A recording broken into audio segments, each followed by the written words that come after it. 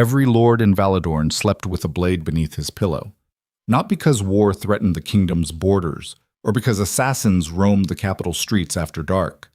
They slept armed because one man owned the silence between every whispered conversation, every fragile alliance, every promise made behind closed doors. Duke Lucien Mordane never raised his voice. He never needed to. The entire northern province understood a truth so fundamental it had replaced the air they breathed. Disobedience was not punished at Blackthorne Keep. It was erased. And if you stayed until the very end of this story, you would understand exactly why erasure was the kindest thing the Duke ever offered. The executioner's sword fell at dawn. Lord Aldrich Vale's head separated from his body before the crowd in Valadorn Central Square had finished their morning bread. The sound was unremarkable. A wet thud against old wood, then silence broken only by the shuffle of boots as spectators looked away too late. Treason carried one sentence in the kingdom, and the crown delivered it without ceremony or hesitation. 200 years of House Vale's legacy ended in the time it took a butcher to split a joint of meat. Lucien Mordane watched from the balcony of the magistrate's tower, 3 stories above the blood-soaked scaffold. He stood motionless behind the iron railing, black leather gloves folded behind his back, his expression carrying the same vacant intensity a hawk reserves for prey it has already calculated to be dead. The Duke had not ordered Vale's execution. That particular pleasure belonged to Prince Adrian and the royal court, but Lucien had supplied the evidence. Every intercepted letter, every traced payment, every whispered confession extracted in Blackthorne's interrogation chambers had been delivered to the crown in a leather folio sealed with the Mordane crest. Thorough, methodical, unavoidable. Commander Cedric Vero climbed the narrow staircase and emerged onto the balcony, his armored boots scraping against stone. He was a broad man, scarred across the jaw from a border skirmish that should have killed him 7 years prior, and he carried himself with the loose confidence of someone who had earned his position through blood rather than birthright. "Clean work," Cedric said, leaning against the railing. Vale didn't even scream. "Screaming requires hope," Lucien replied without turning. He abandoned that the moment he believed the crown was too soft to act. Cedric studied the Duke's profile. Years of service had taught him the landscape of Lucien's moods, and the stillness today carried an edge he recognized but couldn't name. "Something bothering you?" Vale had a daughter. Seraphine, 23, unmarried. The ministers are already arguing over what to do with her. Cedric crossed his arms. Most of them want the estate seized and the girl shipped to some minor lord willing to take damaged goods off the crown's hands. Lucien's jaw shifted. The motion was almost imperceptible, but Cedric caught it. "She refused," Lucien said. "She did more than refuse." Cedric pulled a folded parchment from inside his coat and handed it over. "She filed a formal petition with the court magistrate demanding her right to retain the Vale estate under sovereign inheritance law. Cited 3 precedents, all legitimate. The chief magistrate nearly choked on his wine." Lucien unfolded the document. His eyes moved across the handwriting, precise, unhurried strokes, no desperate flourishes, no pleading language. The petition read like a contract negotiation drafted by someone who understood exactly which pressure points to exploit and had no intention of apologizing for any of them. He folded the parchment and slid it inside his coat. "Bring her to Blackthorne." Cedric's eyebrows rose half an inch. "To the keep?" "She filed a petition challenging sovereign authority within hours of her father's execution. Either she's reckless enough to be dangerous, or she's calculated enough to be useful." Lucien finally turned from the railing. His gray eyes held the flat certainty of a man who treated decisions the way surgeons treated incisions. Fast, deep, irreversible. "Either way, I want her where I can see her." Cedric knew better than to argue. He descended the staircase, barking orders to the soldiers below, and within the hour a mounted escort departed for the Vale estate on the eastern road. Lucien remained on the balcony long after the crowd dispersed and the scaffold was scrubbed clean. The executioner packed his instruments into a leather case with the detached efficiency of a tradesman closing shop. Vendors resumed selling bread. Children returned to the streets. The kingdom moved on because the kingdom always moved on. That was the ugliest truth about power. It required monuments to be built and destroyed with equal indifference. The man who hesitated between construction and demolition was the man who lost everything. Lucien had learned that lesson at 12 years old, standing in this same square, watching his own father kneel before the previous king's executioner. He never hesitated again. Blackthorne Keep announced itself long before travelers reached its gates. The fortress occupied an entire clifftop overlooking the Ashenmere Sea, its black stone towers rising from the rock like teeth from a jawbone. Generations of Mordane architects had expanded the structure until it became something between a castle and a small city with barracks, armories, stables, a market district for the servants and soldiers who lived within the outer walls, and at its center, the great hall where the Duke conducted every piece of business worth conducting. The interior contradicted the brutality of the exterior. Polished marble floors reflected candlelight from iron chandeliers. Tapestries depicting naval victories and territorial conquests covered walls that could withstand siege artillery. The furniture was austere but precise. Everything served a function. Nothing existed for decoration alone.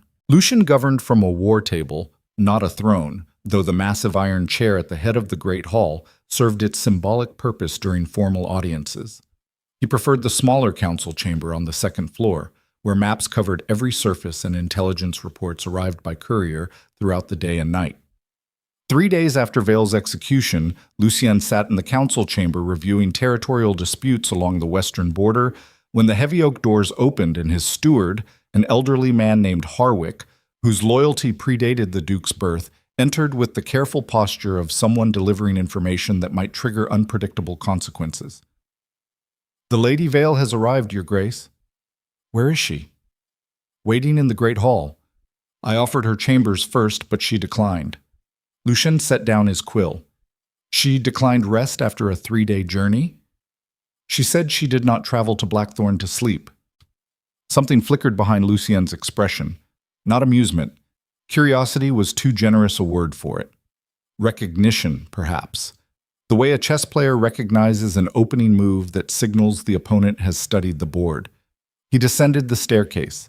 The great hall was empty except for 2 guards flanking the main entrance and a single figure standing near the center of the room.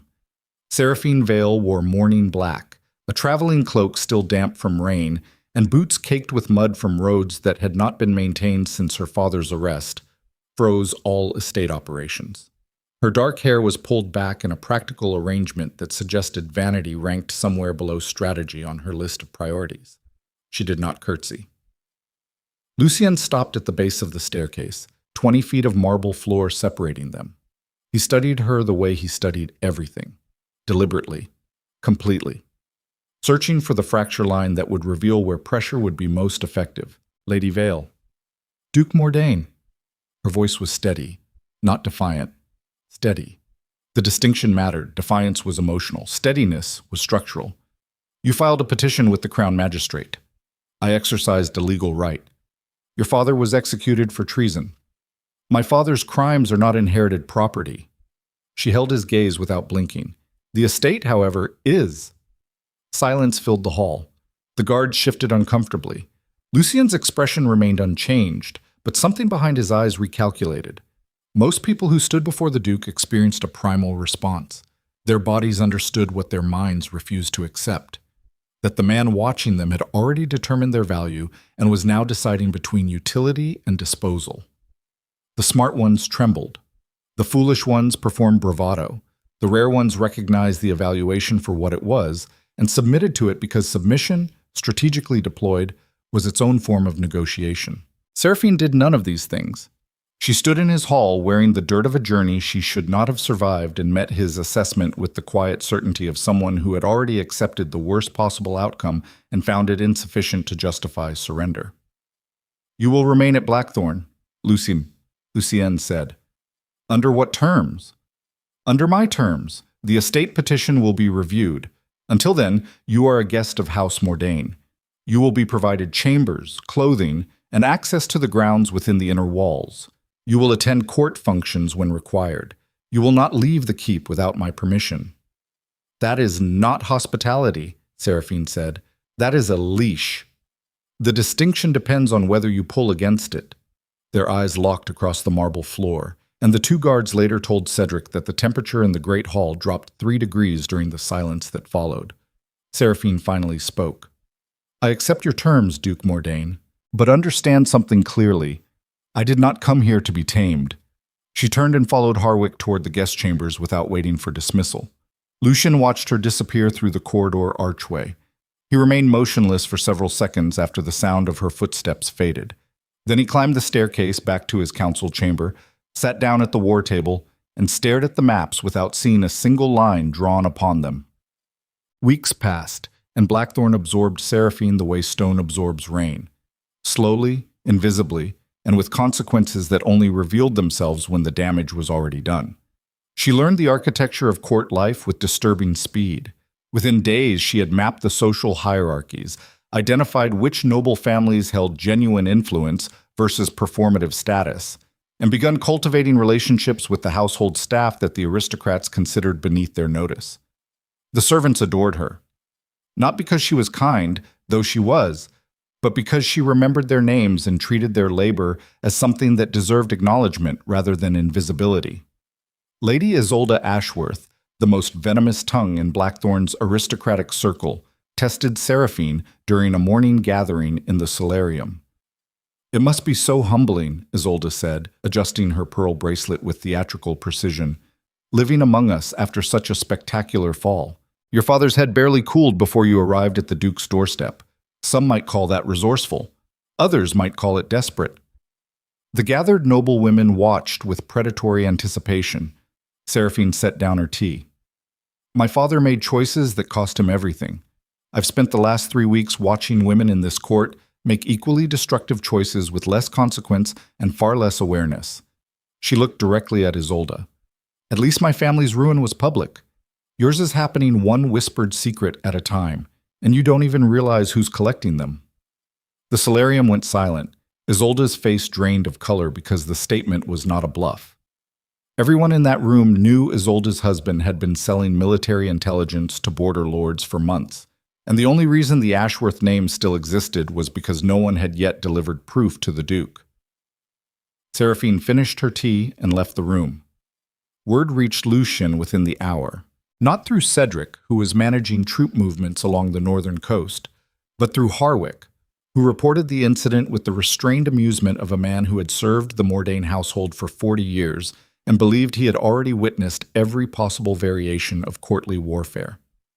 "She dismantled Lady Ashworth in 4 sentences," Harwick said. Lucien was reviewing military budgets at the war table. He did not look up. "Did she name specific intelligence?" "No, Your Grace. She implied awareness without providing evidence. The effect was considerably worse. Lady Ashworth has not left her chambers since noon. She understands leverage. She understands survival, Your Grace. There is a meaningful difference." Lucien's quill paused above the parchment. He looked at his steward. "Explain." "Leverage requires an objective. Survival only requires the refusal to be consumed. Lady Vale is not building alliances for advantage. She is establishing boundaries that make her consumption inconvenient." Harwick folded his hands. "It is the strategy of someone who has learned that invisibility is more dangerous than visibility." The Duke said nothing for a long time. That evening, Lucien attended the formal dinner in the Great Hall, a twice-weekly ritual where the aristocratic residents of Blackthorne gathered to eat, gossip, and perform the elaborate theater of loyalty that feudal politics required. He occupied the head of the massive oak table, flanked by Cedric on his right, and an empty chair on his left that traditionally belonged to the Duke's consort, a position unfilled since Lucien's mother died 20 years prior. Seraphine sat at the far end of the table, among the minor nobles and estate managers who occupied the lowest tier of Blackthorne's social hierarchy. Lord Garrett Hale, a middle-aged nobleman with a permanent flush from too much wine and too little consequence, grew progressively louder as the evening wore on. His target was a young serving girl who had the misfortune of refilling his goblet at the wrong moment. "Careful, girl," Hale slurred, grabbing her wrist. "Spill on me again, and I'll have you scrubbing the stables until your hands bleed." The girl froze. "Perhaps," Seraphine said from 4 seats away, her voice carrying the precise volume necessary to reach every ear in the hall without rising above conversational tone. If Lord Hale spent less time drowning in his cup and more time maintaining his estate, his servants wouldn't tremble every time he opened his mouth. The entire table stopped. 37 pairs of eyes moved between Seraphine and Hale. The nobleman released the girl's wrist and turned toward Seraphine with the slow, dangerous outrage of a man unaccustomed to being challenged by anyone, much less a disgraced lord's daughter seated among the commoners. "You dare speak to me, Vale? Your father's blood hasn't dried on the scaffold, and you think you have standing in this hall? Standing requires a spine, Lord Hale, something you appear to have dissolved in Bordeaux years ago." Gasps rippled through the hall. Hale's chair scraped against the marble as he rose, fists clenched, face purple with fury. Two guards shifted toward the confrontation. Cedric's hand moved instinctively toward his belt. Then silence. Complete, absolute, suffocating silence. Because Lucien Mordane was standing. The Duke rose from his chair with the measured deliberation of a man who understood that movement, properly deployed, was more devastating than any weapon in his armory. He did not speak.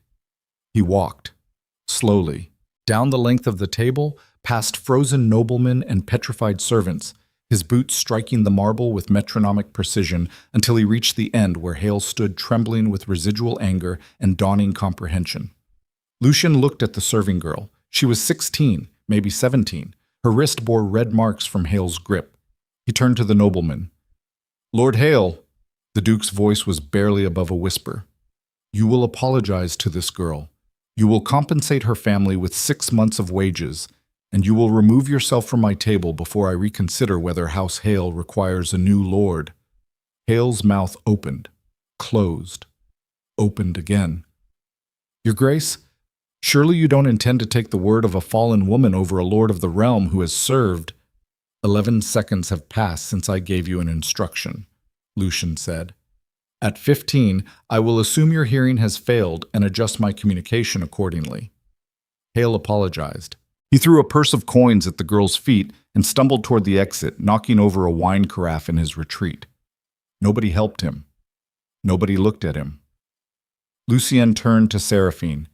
Their eyes met across the wreckage of the evening's formality. She did not thank him. He did not expect gratitude. Something passed between them that the assembled court could feel but not identify. It was not warmth. It was not attraction in the simple sense that court gossips would later reduce it to. It was the recognition of someone who operated according to internal principles rather than external approval. A mirror. Dangerous not because it reflected what you wanted to see, but because it reflected what was actually there. The Duke returned to his chair and resumed eating as though nothing had occurred. But nothing at Blackthorne was ever the same. Cedric brought the intelligence reports to Lucien's chamber at midnight, as was their custom. Rain hammered the tower windows while candles threw shifting shadows across the war table's strategic maps. "Border skirmishes are increasing," Cedric said, spreading dispatches across the table. 3 villages raided in the past 2 weeks. Prince Adrian's military advisor is repositioning southern garrisons under the excuse of training exercises. But the formations are offensive. They're testing response times. "Let them test." Lucien traced a supply route with his finger. "When they understand that every probe costs them resources they cannot replenish, they'll redirect their ambitions toward targets that don't bite back." Cedric nodded, but didn't leave. He stood near the window, arms crossed, watching rain streak down the glass. "Say it," Lucien said without looking up. "The court is talking." "The court always talks. It's the only skill most of them possess." "They're talking about the Vale girl." Cedric turned from the window. "About what happened at dinner, about the way you looked at her, about what it means." "It means I disciplined a lord who couldn't control his hands. That's what it was. That's not what it looked like." Cedric leaned forward, palms flat on the table. "Lucien, I've watched you destroy men who dared to breathe wrong in your presence. You've never walked the length of your own table to personally intervene in a servant dispute. You have guards for that. You have me for that." The candle between them flickered. "She's a liability," Cedric continued. "She's the daughter of an executed traitor. She has no military value, no political alliance worth preserving. And every day she stays at Blackthorne, the crown watches more carefully.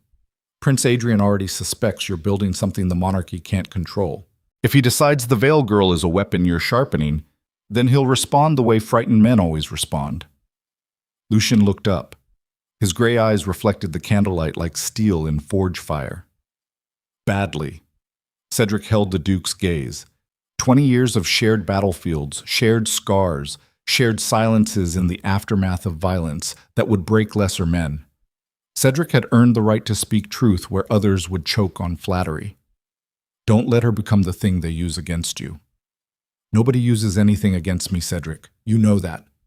I know you believe that. I'm asking whether belief is enough. Lucien stared at his commander for a long moment. Then he returned his attention to the maps. Double the coastal patrols, reinforce the supply depot at Heron's Crossing, and send a diplomatic envoy to Lord Ashworth requesting a private meeting at his estate.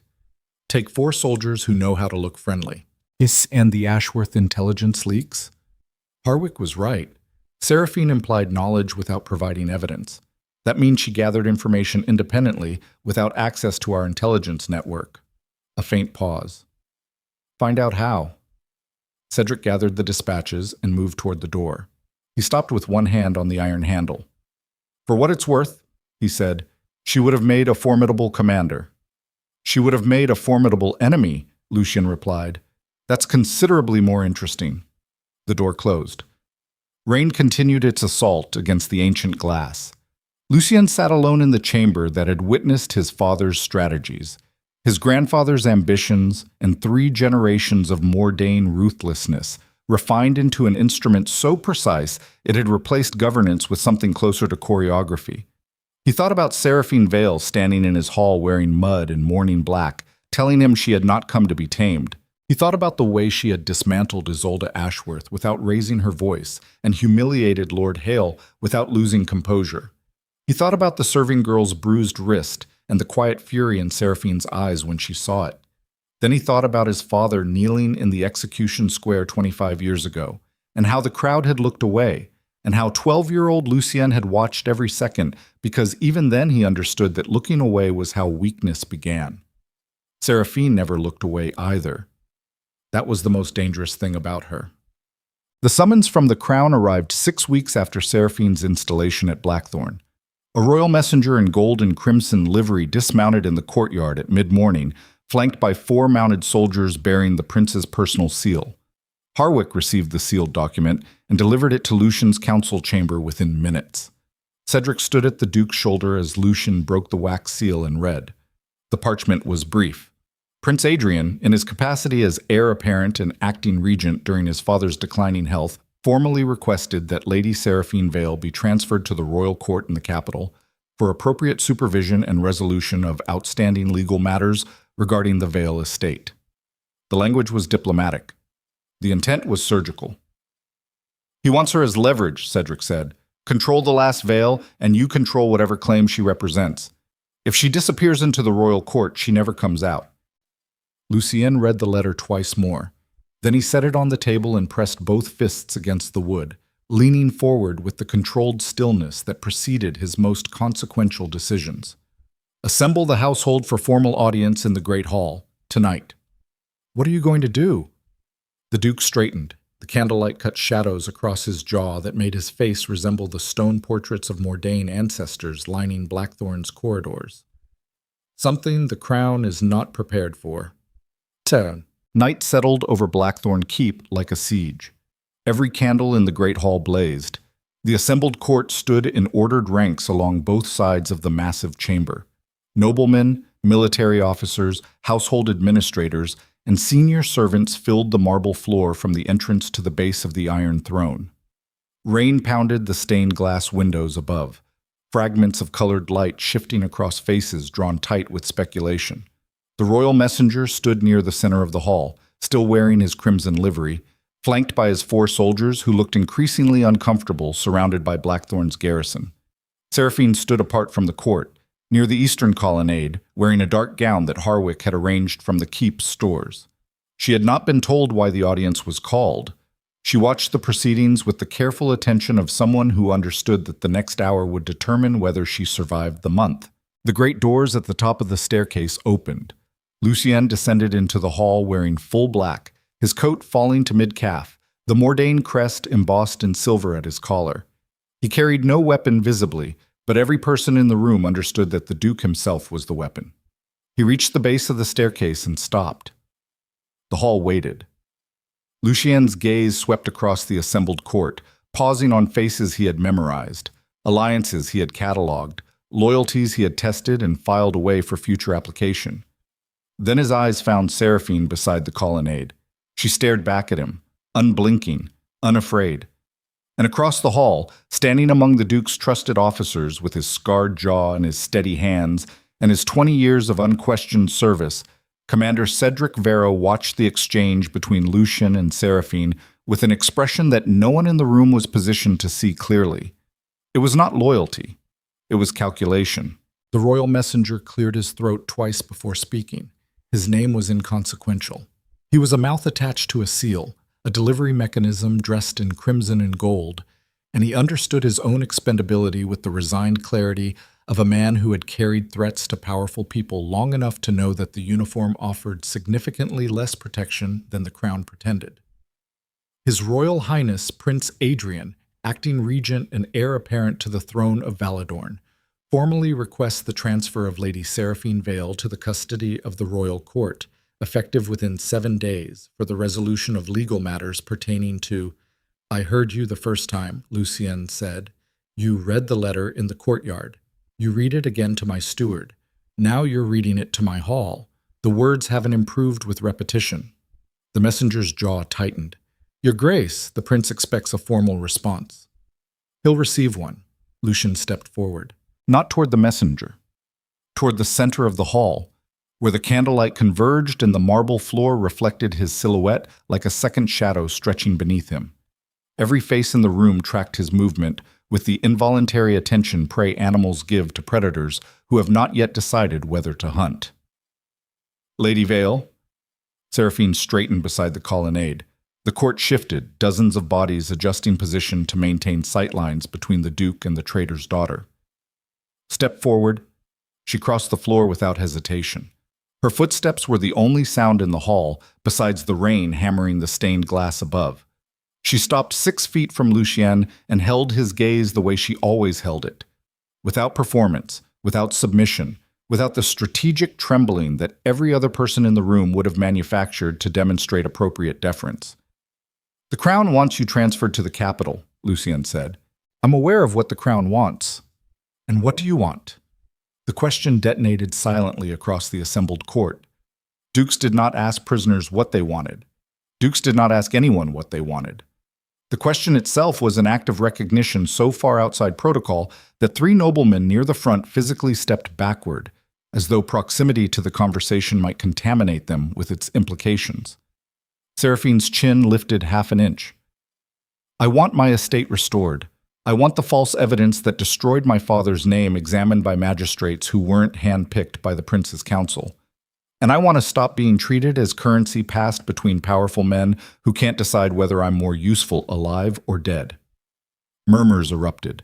Cedric's hand moved to the pommel of his sword, not because he anticipated violence, but because the gesture was reflexive when situations became volatile enough to require options.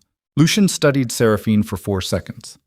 In those 4 seconds, the Duke's mind performed calculations that would have taken a council of ministers a week of deliberation. Political cost. Military exposure.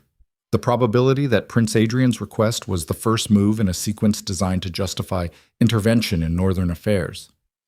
The certainty that surrendering Seraphine would signal weakness to every lord, spy, and ambitious commander watching Blackthorne for fractures. And beneath all of it, something the Duke did not examine too closely. Something that had nothing to do with strategy and everything to do with the way this woman stood in his hall like she belonged there more than anyone wearing a title they'd inherited rather than earned. He turned to the messenger. "Tell Prince Adrian that Lady Vale remains under the protection of House Mordane. Her legal petition is being reviewed through proper channels. Any attempt to remove her from Blackthorne without my consent will be interpreted as an act of aggression against the northern province." The messenger's face went white. "Your Grace, that is effectively a refusal of a royal order." "It is precisely a refusal of a royal order." Lucien's voice dropped to the register that made grown men forget how to breathe. "I suggest you deliver it accurately. Misquoting me would be significantly more dangerous than the message itself. The messenger gathered what remained of his composure, signaled his soldiers, and departed the great hall with the controlled urgency of someone who understood that the distance between Blackthorne's gates and the open road was the most important distance he would ever cover. The hall remained frozen. Lucien did not dismiss the court. He looked at Seraphine once more, and something passed between them that was visible to everyone yet comprehensible to no one. Then he climbed the staircase and disappeared through the upper doors. The court exhaled. Cedric did not. Also, he found Lucien in the council chamber an hour later, standing at the window overlooking the courtyard where the messenger's horses had left fresh tracks in the mud. Rain had intensified into the kind of coastal storm that turned the Ashen Mere into a churning gray wall, visible even in darkness. "You just told the crown to go to hell," Cedric said, closing the door behind him. "I told the crown to respect territorial sovereignty. The language was more diplomatic than your summary suggests." "The result is identical." Cedric crossed the room and planted himself opposite the war table. "Adrian won't interpret this as a legal dispute. He'll interpret it as a challenge. You know that. I'm counting on it." Cedric's scarred jaw worked side to side, a habit he'd developed years ago when frustration competed with discipline and discipline was losing. "You're counting on the acting regent of Valadorn viewing you as a direct threat to the monarchy." "Adrian already views me as a threat. He has since the day his father's health began declining, and he realized that the crown's authority depended on the cooperation of lords powerful enough to govern independently." Lucien turned from the window. "The only difference now is that he's been given a justification to act on it." "A justification you handed him." "A justification I controlled." Lucien pulled a map from beneath a stack of dispatches and spread it across the table. His finger traced the mountain passes connecting northern and southern Valadorn. "If Adrian moves against Blackthorne, he has three options. A naval blockade, which our coastal fortifications render suicidal. A direct march through the Grey March Pass, which requires 6 weeks of supply chain logistics through territory loyal to us. Or a political siege, starving us of trade agreements and court alliances until isolation forces capitulation. And which one are you preparing for?" "All three. But he'll choose the third first, because it's the cheapest, and it lets him maintain the appearance of lawful governance." Lucien looked up. "Which gives us time." "Time for what?" "To make sure that when he eventually abandons politics and reaches for the sword, he discovers that every advantage he thought he possessed has already been neutralized." Cedric absorbed this. The strategic logic was sound. It was always sound. Lucien's mind operated like siege machinery, every component engineered toward a single devastating application. But sound strategy did not address the question Cedric had been circling for weeks, the question that sat in the room like an armed device neither of them wanted to acknowledge. "This isn't about the territory," Cedric said quietly. Lucien's hands flattened against the map. "Careful. This is about her, the Veil Girl. You could have surrendered her tonight and lost nothing. One disgraced noble's daughter in exchange for continued peace with the crown. Every strategic calculus in the kingdom says you hand her over and consolidate. Instead, you just declared Blackthorne independent in everything but name." Cedric leaned forward. "Why?" The candle between them sputtered. Rain drove against the windows hard enough to make the iron frames vibrate. "Because the moment I surrender someone under my protection because a prince demands it," Lucien said, each word carrying the weight of something hammered into shape over decades, "I become every weak lord I've spent my life burying. Protection that bends to political convenience isn't protection. It's theater, and I don't perform." Cedric held the Duke's gaze. He searched for the fracture, the weakness, the emotional contamination that would confirm his suspicion that Lucien Mordane, the man who had turned ruthlessness into governance and governance into empire, had finally encountered the one variable his machinery couldn't process. He didn't find it, not because it wasn't there, but because Lucien had spent a lifetime learning to armor the places where damage lived. "I'll double the garrison at Grey March," Cedric said, "and start rotating intelligence assets into the southern trade routes. Do it quietly. If Adrian's advisors detect mobilization before we're ready, he'll accelerate." Cedric gathered the dispatches and moved toward the door. He paused. "One more thing." "What?" Lady Ashworth's husband. The intelligence leaks. Seraphine implied she knew about them during the solarium incident. I investigated how she obtained the information. And? She didn't obtain it from any source I can identify. No intercepted correspondence, no bribed servants, no access to our intelligence channels. Cedric's expression shifted into something between professional respect and genuine unease. She deduced it from behavioral patterns. The frequency of Ashworth's travel, inconsistencies in his spending, the way his wife overcompensated socially when he was away. She read the room the way you read a battlefield. Lucien said nothing.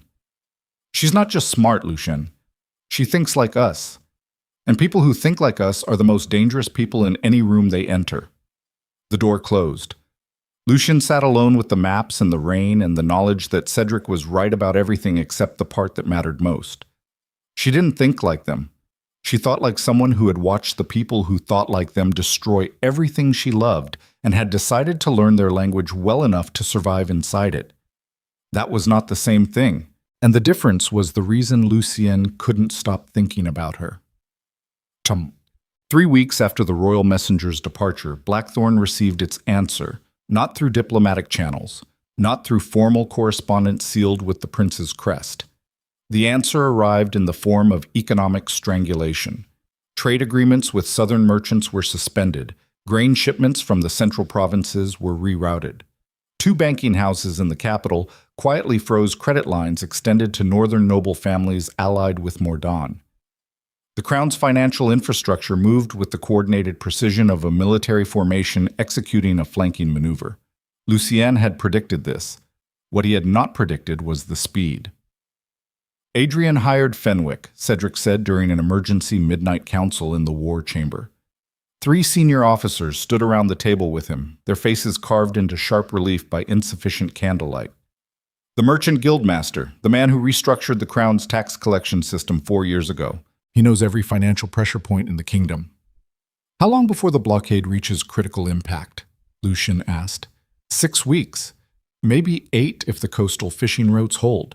But the northern lords who depend on southern grain imports will start asking questions within 3. Questions or demands? That depends on whether they believe you can win. Lucien absorbed the intelligence without visible reaction. His officers had learned long ago that the Duke's stillness was not passivity. It was processing, the same focused compression that preceded every decisive action he had ever taken, from military campaigns to political executions. Send word to Lord Marin in the Eastern Territories. His grain reserves are sufficient to supply the northern province for 4 months if properly rationed. Offer him exclusive trading rights on the Ashenmere port tariffs in exchange. Marin hates you, one of the officers said. Marin hates everyone, but he loves money more than he hates me, and port tariffs represent more income than his eastern lands generate in a decade. He'll accept. Cedric nodded and marked the logistics on the wall map. And the banking issue? I'll handle that personally. The officers exchanged glances but said nothing. When the Duke said he would handle something personally, the result was always the same. Thorough, decisive, preferably invisible to everyone except the target. The council dispersed. Cedric remained. There's something else, Cedric said. Lucien waited. Lord Ashworth. My men confirmed the intelligence leaks. He's been feeding southern military positions and troop strengths to a contact in the prince's inner circle for at least 9 months. Arrest him. Already done. He's in the lower cells. His wife is confined to their chambers. Cedric hesitated. Seraphine was right about everything. Every detail. She identified a 9-month intelligence operation from behavioral observation alone, without access to a single piece of classified information. The Duke's expression didn't change, but something shifted behind it. A recalibration. An acknowledgement that the woman living in his guest chambers possessed capabilities he had systematically underestimated. Arrange a meeting tomorrow morning, my council chamber. With Ashworth? With Seraphine. She arrived at the council chamber wearing dark gray, her hair pulled back in the same practical arrangement she'd maintained since arriving at Blackthorne. No jewelry, no ornamentation. She dressed like someone who understood that appearance was communication and had deliberately chosen to communicate competence rather than status. Lucien stood at the window. He did not turn when she entered. "Close the door." She closed it. "You identified Lord Ashworth's intelligence operation before my own network confirmed it. I want to know how." Seraphine moved to the opposite side of the war table and stood with her hands clasped in front of her, not nervously, the way a negotiator stands when they understand they're holding cards the other side hasn't seen yet. His wife talked too much about his loyalty. People who are genuinely loyal don't need advocates. The advocacy itself was the tell. She paused. "And his horses." Lucien turned from the window. His horses. 3 times in this past month, his personal mount returned to the stables, lathered from hard riding during trips he described as leisurely inspections of his local holdings. Leisurely rides don't produce lathered horses. He was riding fast, riding far, and lying about the distance. Silence. "You tracked a nobleman's stable reports." "I tracked everything I could access. When you have no power, information becomes the only weapon available. You don't waste it on things that are easy to see. You invest it in things everyone else ignores because they consider the source beneath their attention." Lucien studied her across the war table. Maps and dispatches separated them like a physical manifestation of the strategic distance they both maintained.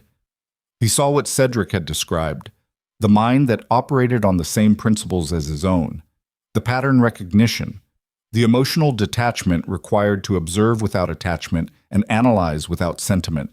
But Cedric was wrong about the equivalence. Lucien had been built for this, trained from childhood, hammered into shape by a dead father's legacy and a kingdom that rewarded cruelty and punished hesitation. His strategic mind was forged, manufactured, the product of systematic brutalization that destroyed everything unnecessary until only the blade remained. Seraphine had done this to herself. She had watched her world burn and instead of breaking, had taught herself to read the language of the fire. Not because someone forced her, because the alternative was extinction, and she had decided, somewhere in the wreckage of everything she'd lost, that extinction was not an acceptable outcome. That self-construction was what made her dangerous. You could break a forged weapon by understanding how it was made. You could not break something that had assembled itself from its own ruins, because the blueprints existed nowhere except inside the structure. "I'm going to ask you something," Lucien said, "and I need you to answer without strategy, without calculating the response most likely to serve your position." "I don't know if I'm capable of that anymore." "Try." She met his eyes. "Ask. Why did you come to Blackthorne? The real reason. Not the estate petition. Not the legal precedent, the reason you walked into the hall of the man who supplied the evidence that killed your father and demanded to stay." Rain filled the silence between them. The question hung in the air like smoke from a fire neither of them had admitted was burning. "Because you were the only person in the kingdom who wouldn't pretend to feel sorry for me," Seraphine said. "Everyone else would have performed sympathy while calculating how to use my vulnerability. You would simply use it, openly, without disguise." She paused. "I can navigate honesty, even brutal honesty. What I cannot survive is kindness used as camouflage." Lucien's chest expanded with a breath he didn't release for several seconds. He had spent 37 years building a fortress inside himself as impenetrable as the stone walls surrounding them. Every vulnerability sealed, every weakness converted into weapon. Every human impulse that threatened to compromise his control, identified, isolated, and buried beneath layers of discipline so thick he had forgotten what existed underneath. This woman had just described his entire architecture as though she'd studied the blueprints. And the most dangerous part was that she hadn't. She simply recognized the design because she was building the same one. "The crown wants you transferred to the capital," he said. I refused. "I know. The entire kingdom knows. The economic siege has already begun. Within weeks, northern lords will pressure me to surrender you for the sake of stability. Within months, Adrian will manufacture a military justification. Keeping you here costs me alliances, resources, and potentially the province itself." Seraphine's expression didn't change. "Then why are you keeping me here?" The question was genuine, not a trap, not a negotiation. She was asking because she needed to understand whether the man standing across from her was operating from strategy or from something he refused to name. Lucien picked up a dispatch from the table. "Read it," Set it down. The motion was mechanical, a way to occupy his hands while something behind his chest processed information that had nothing to do with intelligence reports.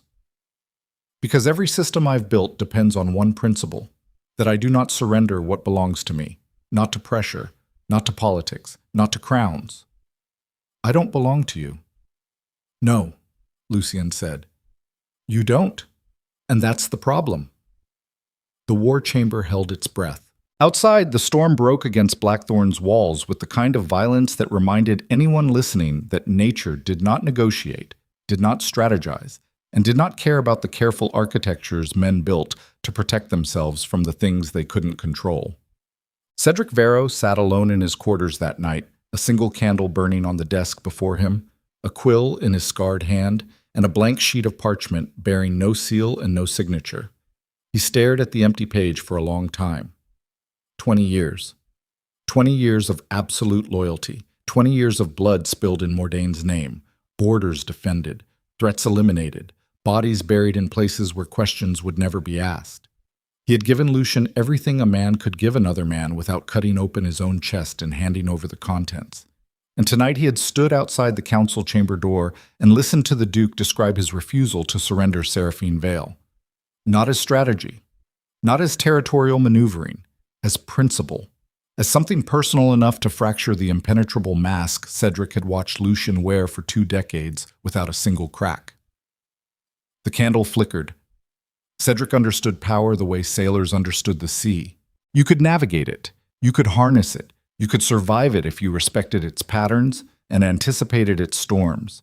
But the moment power became entangled with something human, something unpredictable, something that operated outside the clean logic of dominance and submission, it became a current that dragged even the strongest swimmers beneath the surface. Lucien was drowning. He didn't know it yet. And by the time he recognized the water in his lungs, it would be too late to reach the shore. Cedric dipped the quill. He wrote 3 lines on the parchment, folded it, sealed it with plain wax bearing no crest. Then he opened his chamber door and handed it to a courier who had been waiting in the corridor with the patient stillness of someone who understood that the man they served was not the man whose castle they occupied. Deliver this to the contact in the capital, Cedric said. No intermediaries, no stops. Ride through the night. The courier disappeared into the storm. Cedric closed the door. He sat back down at his desk and stared at the place where the letter had been. The candle threw his shadow across the wall, enormous and distorted, the shape of something that had outgrown the man who cast it. He had not betrayed Lucien. Not yet. But the letter was addressed to Prince Adrian's personal secretary, and the 3 lines it contained would give the crown everything it needed to turn Blackthorne's greatest strength into its most catastrophic weakness. The rain did not stop. The letter reached the capital in 2 days. Prince Adrian's personal secretary, a thin man named Orsini whose loyalty to the crown was exceeded only by his instinct for self-preservation, read the 3 lines twice before climbing the marble staircase to the prince's private study. He did not knock. The contents warranted interruption regardless of protocol. Adrian stood at the window overlooking the capital's military parade grounds, where 2,000 Southern soldiers drilled in formation beneath a gray morning sky. He was 29 years old, lean in the way that suggested discipline rather than deprivation, and he carried the particular exhaustion of a man who had spent his entire adult life preparing for a throne occupied by a father too stubborn to die and too ill to govern. From Blackthorne, Orsini said, extending the letter. Adrian read it.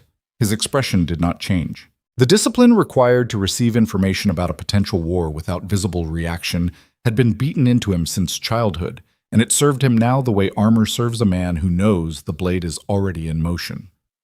Varro, Adrian said quietly, the Duke's senior commander, 20 years of service, the most trusted man inside Blackthorne's walls.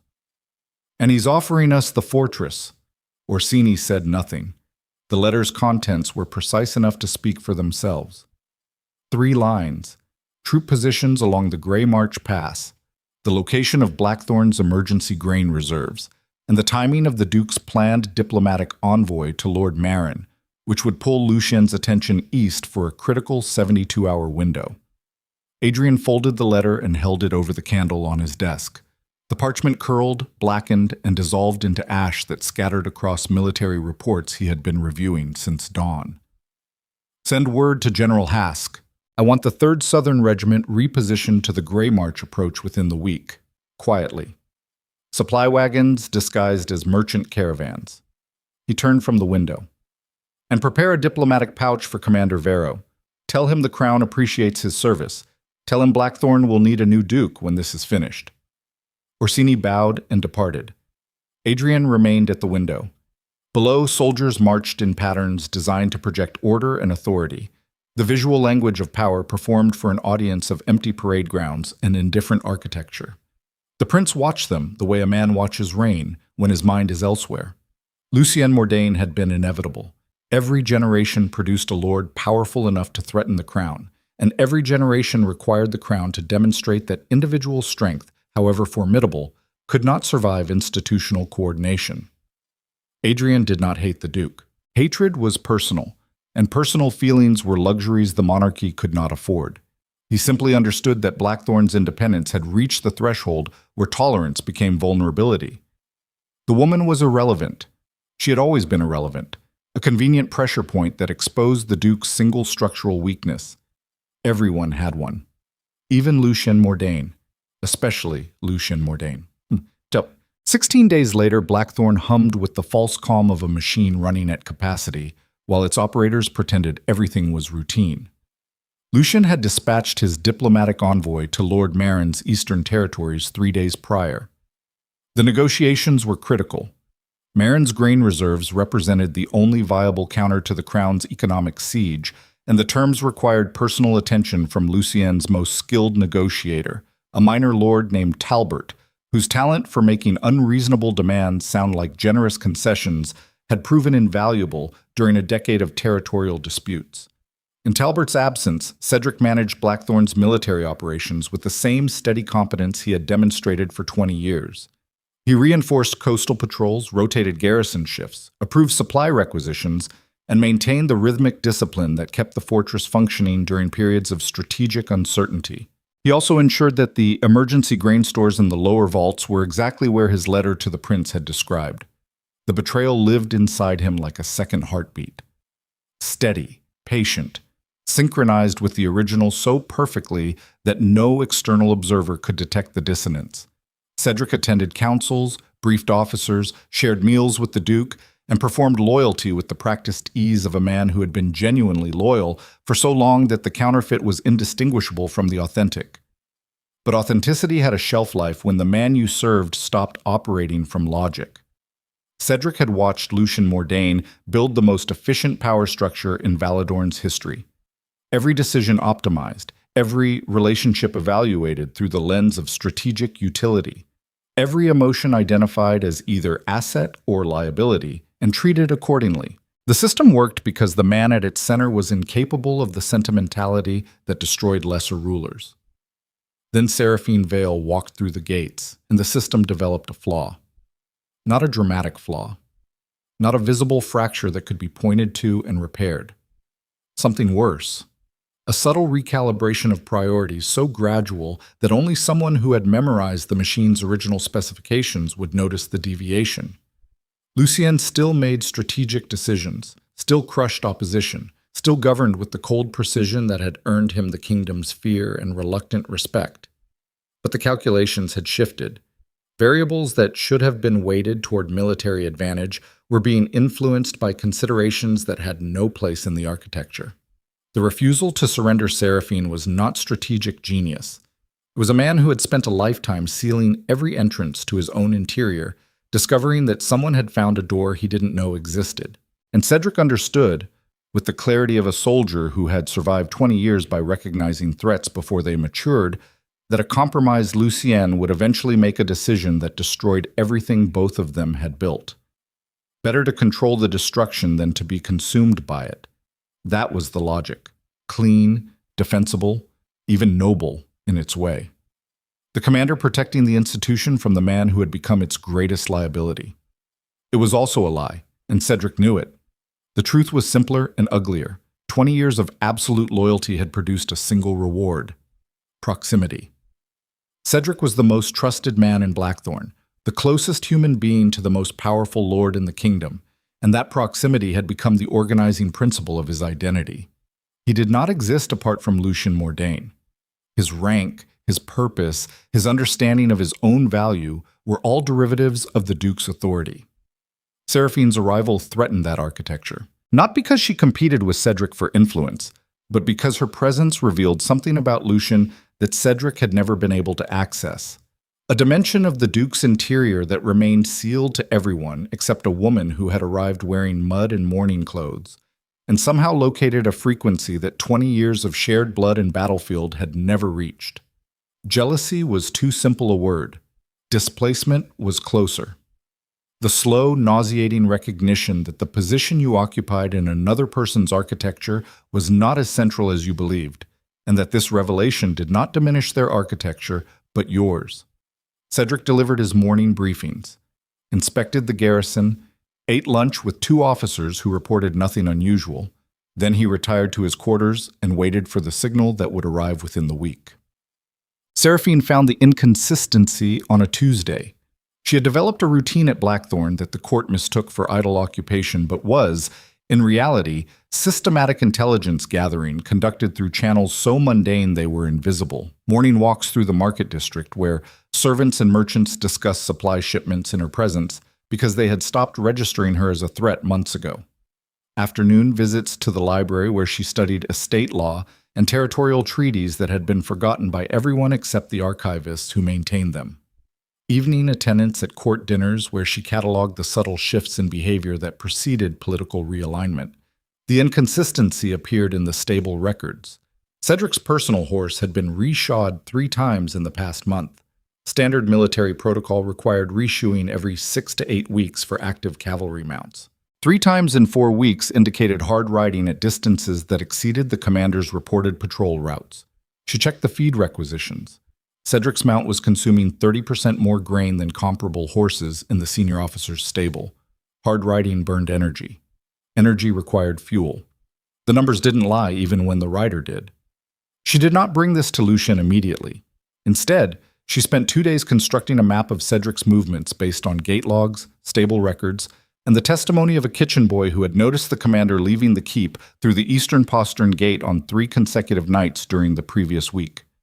The eastern gate led to a coastal path that connected to the southern trade road without passing through any of Blackthorne's formal checkpoints. The pattern was unmistakable. On the 3rd day, she requested a meeting with the Duke.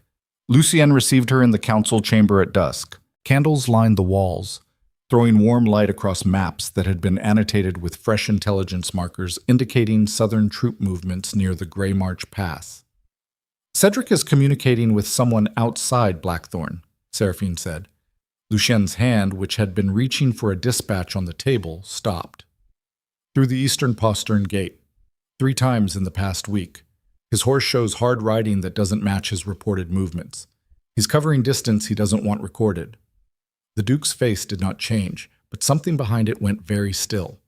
The kind of stillness that precedes earthquakes, where the ground holds its breath and every living thing above it feels the wrongness without understanding its source. "Cedric has served me for 20 years. Lord Ashworth served you for 12. Duration is not proof of loyalty. It's proof of opportunity." The words hit the room like a blade striking stone. Lucien's jaw tightened. His gray eyes fixed on Seraphine with an intensity that would have driven most people physically backward. "You're asking me to suspect the man who has bled for me on 6 battlefields. I'm asking you to verify. There's a difference." Silence stretched between them. The candles flickered. Outside, the Ashenmere crashed against the cliffs with its perpetual violence, indifferent to the human dramas unfolding above it. Lucien turned to the window. His reflection stared back at him from the dark glass, and for a moment the Duke confronted something he had spent 37 years refusing to examine. The possibility that the fortress he had built, not the stone one surrounding them, but the interior one, the architecture of trust constructed from carefully vetted loyalties and rigorously tested alliances, contained a structural failure so fundamental that its discovery would not merely damage the walls, but reveal that the foundation itself had been compromised from the beginning. He had always understood betrayal as a function of weakness. Weak men betrayed strong men because they could not survive the proximity without resentment. That was why he kept his circle small, his standards merciless, and his expectations so clearly defined that failure was indistinguishable from treason. Cedric had never failed. 20 years, 6 battlefields, countless midnight councils. The man had earned every privilege, every confidence, every piece of classified intelligence that Lucien had shared across that war table. If Cedric was compromised, then the evaluation system itself was broken. And if the system was broken, then every decision built on its outputs was contaminated, including the decision to keep Seraphine. "Show me the evidence," Lucien said without turning from the window. Seraphine laid the stable records, gate logs, and feed requisitions across the war table. She did not embellish. She did not interpret. She presented the raw data and trusted the man reading it to reach the conclusion the numbers demanded. Lucien studied the documents for 11 minutes. He read each one twice. His expression remained locked in the controlled blankness that his officers recognized as the precursor to consequential action. Then he spoke. "If you're right, he knows everything. Troop positions, supply routes, the Marin negotiations, the coastal defense rotation." A pause that carried the weight of a building settling before collapse. "He knows where Blackthorne is vulnerable." "Yes. And if you're wrong, I will have destroyed the most valuable military relationship in the northern province based on stable records and a kitchen boy's testimony." "I'm not wrong." Lucien turned from the window. He looked at Seraphine across the war table with an expression she had never seen before. Not anger, not fear, something rawer than both. The expression of a man confronting the realization that the walls he built to protect himself had been breached not from outside but from within, by someone he had personally escorted through every gate and handed the keys. "Leave me," he said. She left. Lucien stood alone in the council chamber for 45 minutes. He did not move. He did not read. He stared at the maps on the wall and performed the most painful calculation of his life. Not whether Cedric was guilty. The evidence was insufficient for certainty, but sufficient for suspicion, and suspicion in wartime carried the same operational weight as proof. The calculation was simpler and more devastating. If Cedric had betrayed him, then Lucien Mordane had spent 20 years trusting a man whose loyalty was conditional. And conditional loyalty tolerated by a ruler who prided himself on absolute judgment was not Cedric's failure. It was his own. He did not confront Cedric. Instead, he set a trap so elegant in its simplicity that it required nothing more than a single piece of false information delivered through a single trusted channel. At the next morning's council, Lucien announced that he was repositioning the coastal artillery batteries from their current locations to new emplacements 3 miles south, ostensibly to cover a vulnerable stretch of shoreline identified in recent intelligence reports. The announcement was made to 4 people: Cedric, Harwick, the garrison captain, and Seraphine, who attended the council at Lucien's request. Each of the 4 received a slightly different version of the new battery locations. The technique was ancient. Plant 4 variations of false intelligence, each unique to a single recipient. When the enemy acts on one variation, the source of the leak identifies itself. 3 days later, a fishing vessel intercepted by Blackthorne's coastal patrol was found carrying a coded message destined for the Southern Fleet. The message referenced the specific battery locations given to Cedric. Lucien read the intercepted communication in his private chambers at midnight. The coded language was military grade, the kind of cipher that required training to construct and access to Blackthorne's encryption protocols to formulate. The content detailed not only the false battery positions, but also accurate assessments of garrison strength, supply vulnerabilities, and the estimated timeline for the Marin grain negotiations. Cedric had given the crown everything. The Duke set down the decoded message. He placed both hands flat on the desk. His breathing was controlled, measured, the deliberate rhythm of a man containing something inside his chest that, if released, would destroy the room and everyone in it. 20 years. He had given Cedric command authority over every military operation in the northern province, had shared intelligence so classified that its exposure could dismantle Blackthorne's defenses in a single coordinated strike, had trusted one man above all others because trust, carefully rationed and brutally enforced, was supposed to be the one variable he controlled absolutely. The candle on his desk burned with perfect steadiness, while something inside the Duke of Blackthorne cracked along fault lines he didn't know he had. He thought about his father. Not the execution, not the crowd, not the sound of the blade. He thought about the night before, when 12-year-old Lucien had stood in his father's study and watched the old Duke burning documents with the methodical calm of a man who knew he was already dead. His father had looked at him and said 5 words that became the foundation of everything Lucien built afterward. Trust what you can control. He had controlled Cedric, or believed he had. He had controlled the intelligence channels, the military hierarchy, the political architecture, the entire intricate machinery of power that kept Blackthorne sovereign and its enemies paralyzed. And none of it mattered, because the one man he trusted to operate that machinery had decided to dismantle it from inside. Control was an illusion maintained by the compliance of the people you empowered to enforce it. The moment one of them chose differently, the illusion collapsed, and what remained was not a fortress but a stage set, walls painted to look like stone, but made of nothing more substantial than a single man's belief that he had accounted for every variable. He had not accounted for this. He had not accounted for the possibility that loyalty could be genuine for 20 years and then simply stop. Not because of external pressure, not because of bribery or coercion, but because the man offering it reached a threshold where continued loyalty required accepting a version of the future he could not tolerate, and betrayal became the only available alternative to irrelevance. Lucien understood that now. And the understanding did not make him merciful. It made him something far more dangerous than the ruthless Duke the kingdom already feared. It made him a man with nothing left to protect except the one thing he had refused to name. He summoned Harwick at dawn. Seal the eastern postern gate. Postguards on every exit. No one leaves Blackthorne without my written authorization. Yes, Your Grace. May I ask the reason? No. Understood. Harwick hesitated. And Commander Varro? Lucien's expression was carved from the same stone as Blackthorne's walls. Commander Varro will receive his morning briefing as usual. He will attend the noon inspection. He will dine with the officers this evening. He will do all of this because he does not yet know that I know. And when he discovers that you know? He won't discover it. I will show him. Harwick absorbed this with the practiced calm of a man who had served the Mordane family long enough to recognize when the Duke had crossed from strategy into territory, where the normal rules of governance no longer applied. He bowed and departed. Lucien stood at the window of his chamber and watched dawn break over the Ashenmere Sea. The water was iron gray, churning with currents that dragged ships beneath the surface without warning. Fishermen who survived those waters understood a truth that landlocked men never learned.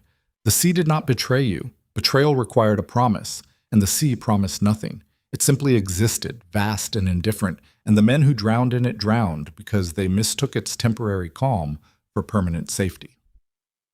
A knock at the chamber door. Enter. Seraphine stepped inside. She wore dark blue, almost black, and her face carried the guarded tension of someone who had seen the stable patrols doubled overnight and understood what it meant. You found the proof, she said. I manufactured the circumstances for him to provide it. She crossed the room and stood near the window, close enough that the morning light illuminated the sharp architecture of her face, but far enough that the distance between them remained deliberate. What are you going to do? Lucien looked at her. And that look was everything he could not say, and everything she already understood. That the man standing in this room was not the same man who had watched her cross the Great Hall 3 months ago. That something had been dismantled inside him by the discovery of Cedric's betrayal, and what was being rebuilt in its place was not the cold strategic machinery that had governed his life, but something rawer, less controlled, more human, more vulnerable. The Southern Army is mobilizing toward Grey March Pass. Cedric gave them our defensive positions, our supply lines, and our garrison rotations. Within 10 days, Prince Adrian will have enough intelligence to launch a coordinated assault on the northern province. Can you stop it? I can stop anything. That has never been the question. He turned back to the sea. The question is what I become in the process. For the first time since arriving at Blackthorne, Seraphine reached across the distance between them and placed her hand on his arm. The contact was brief, light enough to deny, heavy enough to feel like an anchor dropped into water that had been pulling him under for weeks. "You become whatever keeps us alive," she said. "That's what survival costs. Not your principles, not your honor, your certainty that you know what you are. You pay with that, or you pay with everything." Lucien looked at her hand on his arm, then at her face, then at the sea. Below the cliffs, the morning tide crashed against rocks that had been shaped by millennia of impact into something unrecognizable from their original form. They were harder now, sharper, beautiful in the way that only things destroyed and reconstructed by force could be beautiful. The Duke of Blackthorne made his decision, and the man who walked out of that chamber was not the man who had walked in. Lucien Mordane dismantled his own empire in 72 hours. Not destroyed. Dismantled. The distinction mattered because destruction was chaotic, and chaos was the weapon of desperate men. What Lucien executed was architectural, surgical. The systematic deconstruction of every defensive position, supply route, and communication channel that Cedric Varro had compromised, followed by the reconstruction of an entirely new strategic framework built on foundations his betrayer had never seen. He began with the intelligence network. Every courier route Cedric knew was abandoned. Every safe house he had accessed was evacuated. Every cipher protocol he had been trained on was replaced with a system Lucien designed personally during a 14-hour session in his locked council chamber, writing encryption keys by candlelight while the rest of Blackthorne slept. The new system used only 4 people: Harwick, the garrison captain, Seraphine, and a young signals officer named Darrow, whom Cedric had dismissed 2 years ago as too inexperienced for senior responsibility, which was precisely why Lucien chose him. Cedric's blind spots were now Lucien's operational advantages. The military repositioning was more complex. Cedric believed Blackthorne's primary defense relied on the Grey March Pass fortifications and the coastal artillery batteries. Both were accurate. Both were also incomplete. What Cedric did not know, because Lucien never shared it with anyone, was that 3 years ago the Duke had commissioned a series of concealed defensive positions along the inland ridgeline above the pass. Hidden artillery emplacements carved into natural rock formations, camouflaged supply caches, and a network of communication trenches connecting the ridgeline to Blackthorne's rear garrison. The project had been managed by a military engineer who reported directly to Lucien and had never attended a single council meeting. The engineer's name did not appear in any official record. His workers had been recruited from villages outside the northern province and returned home after construction was complete. Paranoia was an ugly word for an instinct that had just saved the northern province. Through all of this, Cedric Varro continued his daily routines: morning briefings, garrison inspections, officer meetings. He performed the choreography of loyalty with the same practiced ease he had maintained for weeks, unaware that the intelligence he was feeding to the crown had been systematically poisoned since the morning Lucien sealed the eastern gate. Every dispatch Cedric smuggled south now contained false troop positions, fabricated supply shortages, and invented vulnerabilities designed to draw Prince Adrian's forces into a tactical configuration that maximized their exposure to defenses they didn't know existed. The Duke fed his own commander lies the way a hunter baits a trap, patiently, precisely, without the slightest variation in behavior that might alert the prey. And it was killing him, not the deception itself. Lucien had been deceiving enemies since before he could shave. What carved into him with each passing day was the intimacy of it. Sitting across from Cedric at the war table, sharing meals, exchanging operational assessments, looking into the face of a man who had fought beside him for 2 decades, and seeing for the first time the stranger who had been living behind those familiar eyes. The question that haunted the midnight hours was not how Cedric had betrayed him. That mechanism was clear. The question was when. When had the loyalty become performance? When had the trust become infrastructure for treason? Had it been months, years? Had there been a single moment where the genuine shifted into counterfeit? Or had the transition been so gradual that even Cedric himself couldn't identify the point of departure? Lucien would never know. And not knowing was a form of damage that no military victory could repair. On the 7th day, Seraphine came to him with intelligence that accelerated everything. The Southern Army broke camp at Millhaven 2 days ago. 12,000 infantry, 3,000 cavalry, siege equipment. She laid the report on the war table. The information had come through Darrow's new network, a system Cedric had no access to and no knowledge of. They're moving toward Grey March Pass on the route Cedric identified in his last communication. Timeline? 4 days to the pass. Maybe 3 if they force march. Lucien studied the map. His fingers traced the terrain with the automatic precision of a man who had memorized every contour, every elevation change, every choke point and ambush corridor along the approaches to his territory. The southern force was substantial, larger than expected. Adrian had committed more than a border incursion. This was an invasion designed to end the northern question permanently. He's confident, Lucien said. He has reason to be. Every piece of intelligence Cedric provided tells the prince that Blackthorne's defenses are overstretched, undersupplied, and dependent on a grain negotiation that hasn't been finalized. On paper, the north falls in 2 weeks. On paper. Seraphine moved beside him at the table. Their shoulders nearly touched. The proximity had evolved gradually over the weeks since she first identified Cedric's betrayal, a physical manifestation of the strategic partnership that had replaced the careful distance they once maintained. She understood the maps. She understood the military calculus. And she understood, with a clarity that still surprised Lucien, the psychological dimensions of warfare that turned numerical disadvantages into decisive victories.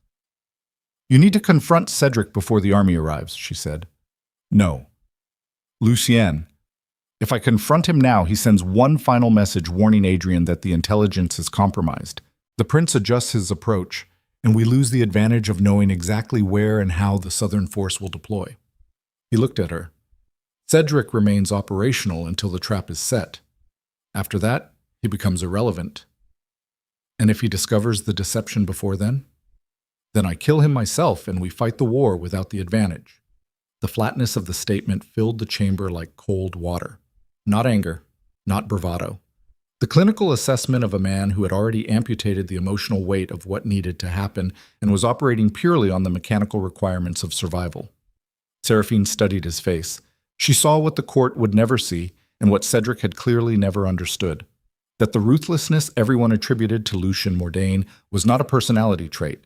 It was a prosthetic, a replacement for the parts of himself he had removed because keeping them would have made him vulnerable to exactly the kind of devastation he was experiencing now. The prosthetic was functioning. The man beneath it was bleeding. 3 days, she said. I need to know what happens to me if Blackthorne falls. Blackthorne doesn't fall. 3 days ago, you didn't know your commander was selling your defenses to the crown. The things we believe can't happen are the things that destroy us. She held his gaze. If it falls, Lucien, what happens to me? The Duke's jaw tightened. Muscle moved beneath the skin of his face like something caged and testing the boundaries of its containment. It doesn't fall, he repeated. But this time the words carried a weight that transformed them from strategic assessment into something closer to an oath. Because you're inside it. Fought. The Southern Army reached the northern approach to Grey March Pass on the 4th day, exactly as projected. Lucien received the intelligence from Darrow's signals relay at dawn. 12,000 soldiers stretched along the mountain road in a column formation designed for rapid advancement through the narrow pass, with cavalry positioned at the flanks and siege equipment trailing behind the main body. General Haas commanded the force from the center, surrounded by the prince's personal guard and a diplomatic contingent whose presence suggested Adrian intended to offer terms before committing to full assault. The terms would be simple. Surrender Seraphine, acknowledge the crown's authority, accept a royal governor at Blackthorne, or be erased. Lucien dressed for war in his private chamber while Harwick attended.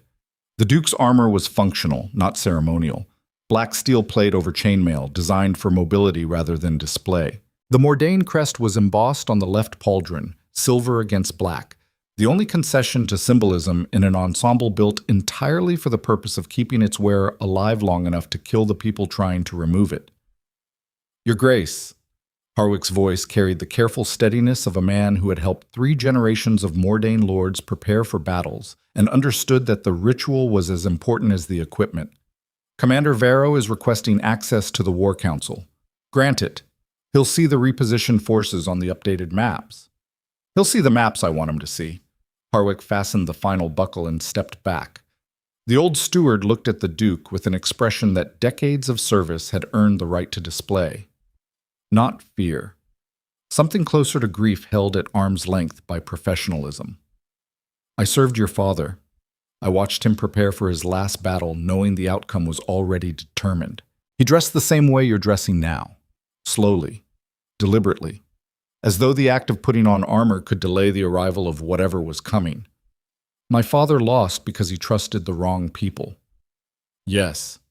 The single syllable landed between them with the force of something that had been waiting years to be spoken. Lucien met his steward's eyes.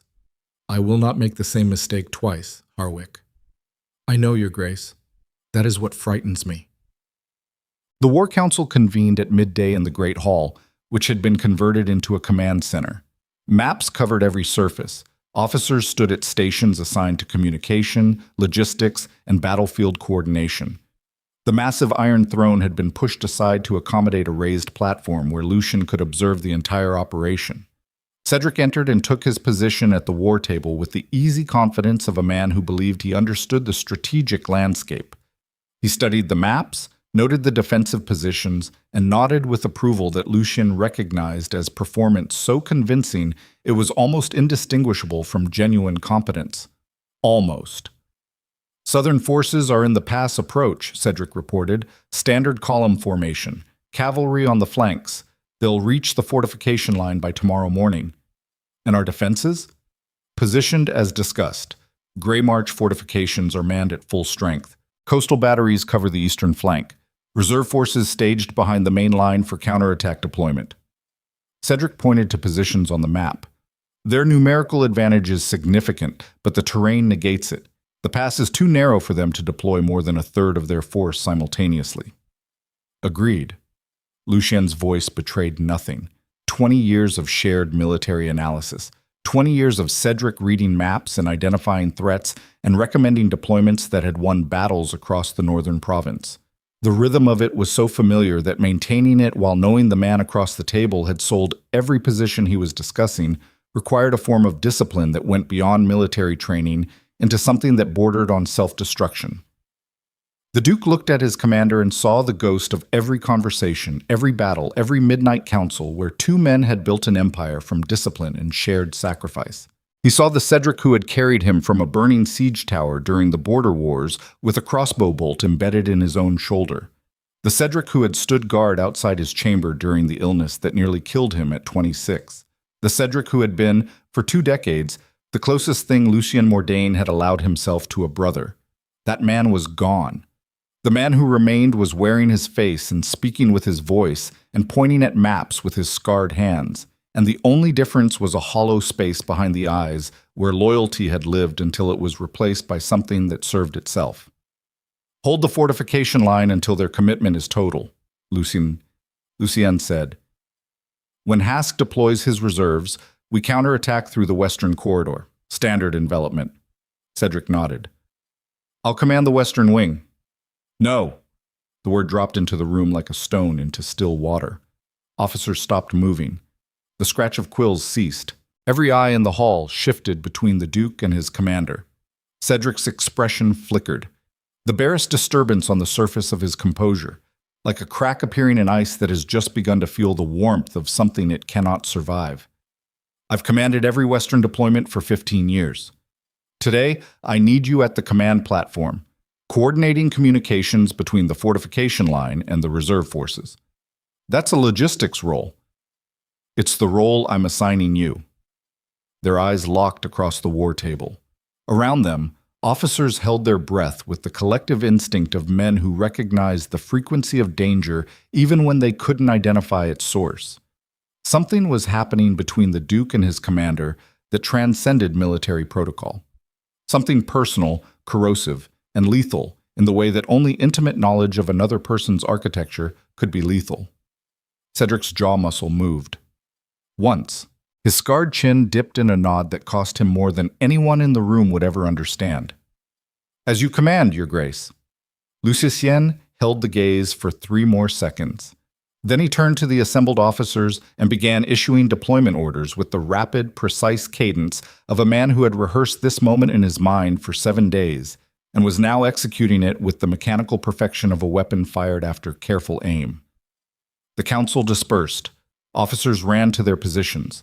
The great hall emptied until only 3 people remained: Lucien, Cedric, and Seraphine, who stood beside the eastern wall with her arms crossed, watching the commander with the unblinking focus of someone who understood that the most dangerous animal in the room was not the one baring its teeth, but the one standing perfectly still. Cedric looked at her. She looked back. Something passed between them that required no words. He knew she knew. She knew he knew she knew. And both of them understood that the next 24 hours would determine which of them was still standing when the silence broke. The battle began at dawn. General Hask's southern forces entered Grey March Pass in the formation Cedric had predicted based on the intelligence he had provided. Column advance, cavalry flanking, siege equipment trailing. The standard approach for overwhelming a fortified position through numerical superiority and sustained pressure. They hit the fortification line at first light, and for 90 minutes the battle unfolded exactly as both sides expected.